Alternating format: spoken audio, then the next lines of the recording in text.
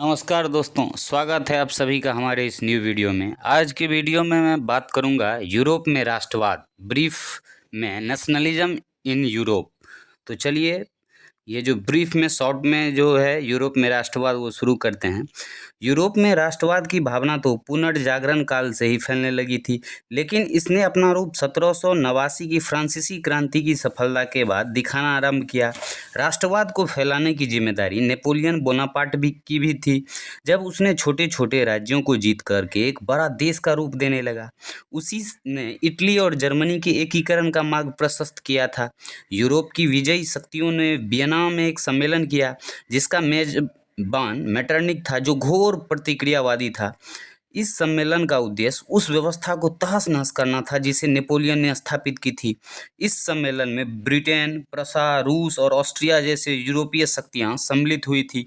Metternich के प्रयास से यह तय हुआ कि यहाँ पुरातन व्यवस्था ही चालू रखी जाए। इटली को पुनः कई भागों में बांट दिया गया। वहीं बुर्बो राजवंश का शासन पुनः स्थापित हो गया, परंतु सुधारवादी भी चुप बैठने वाले नहीं थे। इसी समय मेजनिक, काबूर, गेरिबाल्डी आदि सामने आ खड़े हुए।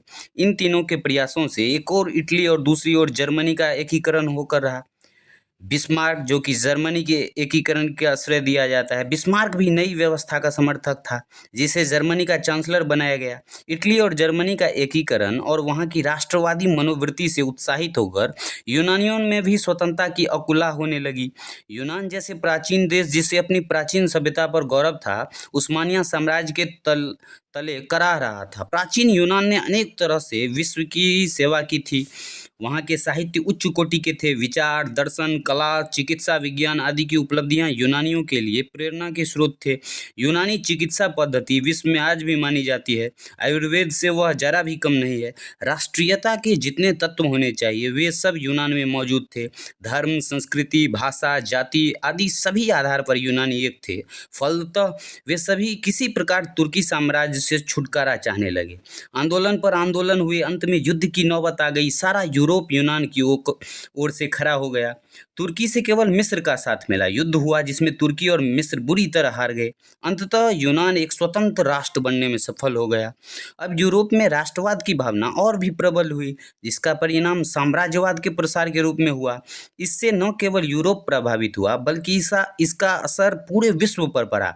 अफ्रीका और एशिया में साम्राज्यवादियों ने अपने पैर जमाए ही। उत्तर अमेरिका, दक्षिणी अमेरिका और ऑस्ट्रेलिया में भी अपना पैर पसारने में सफल हो गए। उत्तरी अमेरिका और ऑस्ट्रेलिया के मूल निवासी या तो दूर जंगलों में खदेड़ दिए गए या मार दिए गए। तो चलिए, ये था हमारा ये शॉर्ट वीडियो, जो कि ब्रीफ में था नेशनलिज्म इन यूरोप, यूरोप में राष्ट्रवाद। यदि आप लोगों को अच्छा लगा हो तो प्लीज़ इसी तरह के और ऑडियो बुक सुनने के लिए लाइक, शेयर एंड सब्सक्राइब। तो आज के लिए यहीं मिलेंगे फिर कल किसी न्यू वीडियो में। तब तक के लिए थैंक्स फॉर वॉचिंग।